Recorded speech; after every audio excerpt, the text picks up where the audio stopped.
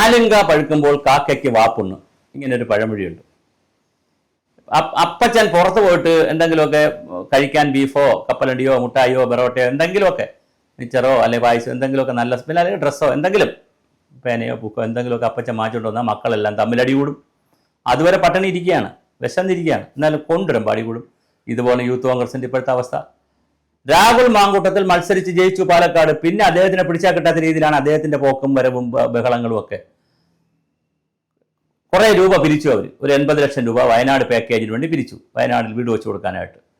എന്താ വീട് വെച്ച് കൊടുത്തോ? ആ പൈസ അവർ KPCC ഏൽപ്പിച്ചെന്ന് പറഞ്ഞു. KPCC വീട് വെച്ച് കൊടുത്തോ? ഇപ്പൊ ഇതാ വയനാടിലുള്ള 14 മണ്ഡലം പ്രസിഡന്റുമാരെയും കുറെ സെക്രട്ടറിമാരെയൊക്കെ സസ്പെൻഡ് ചെയ്തിരിക്കുന്നു. എങ്ങനെയെങ്കിലും UDFന് ഒരു 100 സീറ്റ് കിട്ടും. 100 സീറ്റ് കിട്ടുക വളരെ പ്രയാസമാണ് കേരളത്തിൽ. കാരണം ഇന്നത്തെ സാഹചര്യത്തിൽ 100 സീറ്റ് കിട്ടാനുള്ള ഒരു സ്വീപ്പിംഗ്, ഒരു എന്താണ്, തൂത്തുവാരൽ തെരഞ്ഞെടുപ്പിനൊക്കെയുള്ള രീതിയിലുള്ള ആന്റി ഇൻകംബൻസ് ഒന്നും ഇവിടെ ഇല്ല. അങ്ങനെ തൂത്തുവാരി എല്ലാ മണ്ഡലങ്ങളും കോൺഗ്രസിന് കൊണ്ടുപോകാനും പറ്റില്ല. കുറേ സീറ്റ് BJP കൊണ്ടുപോകാൻ സാധ്യതയുണ്ട്, കുറേ സീറ്റ് UDF പിടിക്കാൻ സാധ്യതയുണ്ട്. അപ്പോൾ ഇനി UDF അധികാരത്തിൽ വന്നാൽ തന്നെ നാമമാത്രമായ സീറ്റുകൾക്കായിരിക്കും വരുന്നത്. പിന്നെന്തിനാണ് ഈ ബഹളം ഉണ്ടാക്കുന്നത്? ഇതിപ്പോൾ 100% കിട്ടും, 100 സീറ്റ് കിട്ടും, എന്താ ഞങ്ങൾ സെക്രട്ടേറിയറ്റിനകത്ത് കയറി ഭരിച്ചു കഴിഞ്ഞു, മുഖ്യമന്ത്രിയായി കഴിഞ്ഞു എന്ന് പറഞ്ഞ് പലരും സ്വപ്നം കണ്ട് കരഞ്ഞു വിളിക്കുന്നു വലിയ നേതാക്കൾ. അതിനിടയിൽ തിരുവനന്തപുരം DCC പ്രസിഡന്റിന്റെ പ്രശ്നം, പാലോട് രവിയുടെ പ്രശ്നം വന്നു. അതിനിടയിൽ പിന്നെ അതിനനുസരിച്ച് ഇനിയിപ്പം പിന്നെ പുല്ലമ്പാറ മണ്ഡലം കമ്മിറ്റി അത്തരം കാര്യങ്ങളെല്ലാം പുനഃ പരിശോധിക്കുകയും പൊളിച്ചെഴുതുകയൊക്കെ ചെയ്യും.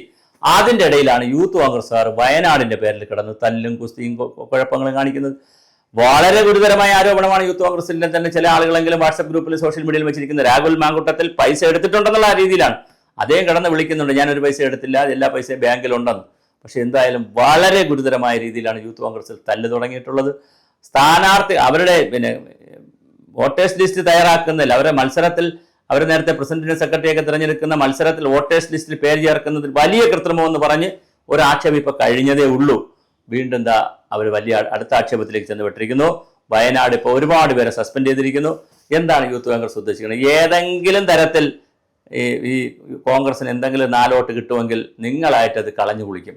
നിങ്ങൾ തമ്മിൽ തല്ലി, തമ്മിലടിച്ച്, പോരടിച്ച്, ബഹളം ഉണ്ടാക്കി ഇതിനെ ഇല്ലായ്മ ചെയ്യും. സീനിയർ നേതാക്കൾ ആരെങ്കിലും അഭിപ്രായം പറഞ്ഞാൽ അതേ നാണയത്തിൽ നിങ്ങൾ അഭിപ്രായം പറഞ്ഞ് സീനിയർ നേതാക്കളെ പിണക്കും. PJ കുര്യൻ ഒരു അഭിപ്രായം പറഞ്ഞു, നിങ്ങൾ റീൽസ് അല്ല വേണ്ടത്, റിയാലിറ്റി ആണെന്ന് പറഞ്ഞു. ചാമ്പ്യൻ ടീമിന്റെ ഒരു ഉദാഹരണമൊക്കെ പറഞ്ഞു. ഉടൻ തന്നെ നിങ്ങളെല്ലാം കൂടി അദ്ദേഹത്തിന്റെ മണ്ടയിൽ കയറി വേണ്ട ബഹളം ഉണ്ടാക്കി. ഇങ്ങനെ പോയാൽ എവിടെയാണ് നമ്മൾ എത്തുക?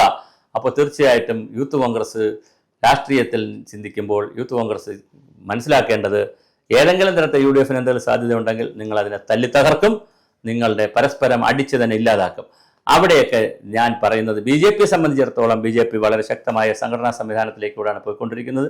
BJPയുടെ വോട്ട് പിടിക്കുകയും ചെയ്യും. ചില സീറ്റുകൾ, കുറേ സീറ്റുകൾ BJP പിടിക്കും. അതിനുള്ള എല്ലാ സന്നാഹവും അവർ ഒരുക്കി കഴിഞ്ഞു. പിന്നെ LDF വരാതിരിക്കണം, UDFനാണ് വരേണ്ടതെങ്കിൽ നിങ്ങൾ ഹോംവർക്ക് ചെയ്യേണ്ട സമയമായി.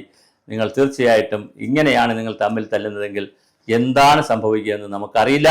എന്തായാലും കൊള്ളാം, നിങ്ങൾ ചെറുപ്പക്കാർ തന്നെ ആയിട്ട് ഈ UDFനെ തകർത്ത് തരിപ്പണമാക്കാനുള്ള 4 വോട്ട് ആരെങ്കിലും ചെയ്യുമെങ്കിൽ ആ വോട്ട് കൂടി ചെയ്യരുത് എന്നുള്ള നിലയിലേക്കുള്ള തല്ല് നടക്കട്ടെ. അത് തെരുവിൽ വരെ തല്ലി തീർക്കാറുണ്ട് പലപ്പോഴും നിങ്ങൾ.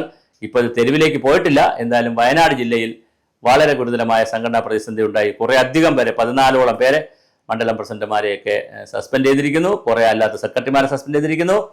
വളരെ പുനഃസംഘടനയൊക്കെ നടക്കുന്നെന്ന് പറയുന്നു. ഇതൊക്കെ എന്ത് പുനഃസംഘടനയാണ്, എന്ത് തമ്മിലടിയാണ്? നിങ്ങൾ ഈ ഗ്രൂപ്പും വഴക്കും വക്കാണും ഒക്കെ വെച്ചിട്ട് ഒരു പൊളിറ്റിക്കൽ പാർട്ടി എന്നുള്ള നിലയിൽ വളരുവാനും വികസിക്കുവാനും നോക്കണം. കാരണം പൊളിറ്റിക്കൽ പാർട്ടികൾ, എല്ലാ പാർട്ടികളും, രാഷ്ട്രീയത്തിൽ പൊളിറ്റിക്കൽ പാർട്ടികളുടെ ആവശ്യമുണ്ട്.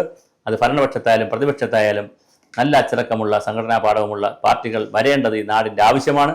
അല്ലെങ്കിലാണ് പ്രാദേശിക കക്ഷികളും മറ്റ് മതവർഗ ശക്തികളും സാമുദായിക സംഘടനകളും അങ്ങനെയുള്ളവരൊക്കെ രാഷ്ട്രീയത്തിൽ വന്നിട്ട് മറ്റൊരു തരത്തിലേക്ക് സംസ്ഥാനവും രാജ്യമൊക്കെ പോകുന്നത്. അതുകൊണ്ട് ദേശീയ പാർട്ടികൾ എന്നുള്ളവർ മറ്റൊരു തരത്തിൽ പ്രവർത്തിക്കണം എന്നുള്ള അഭിപ്രായമുള്ളതാണ് ഈ വീഡിയോ ചെയ്യുന്നത്.